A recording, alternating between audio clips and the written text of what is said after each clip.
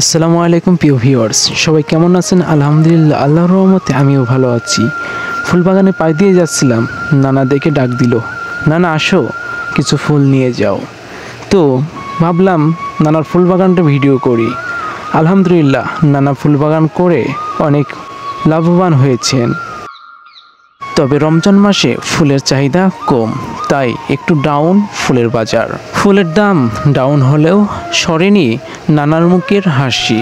দাম না থাকলেও অবহেলা করে ফেলে দেননি তার ফুলবাগান। আগাছাগুলো পরিষ্কার করছেন তিনি।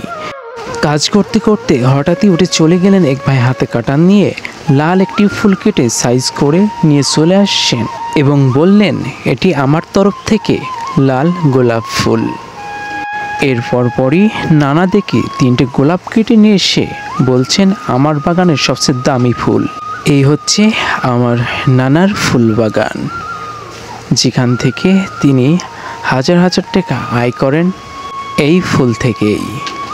তো নিত্য নতুন ভিডিও পেতে আমাদের পেজটিকে ফলো করুন এবং সাথেই থাকুন। ধন্যবাদ। আজকের ভিডিও এই পর্যন্তই। আল্লাহ হাফেজ।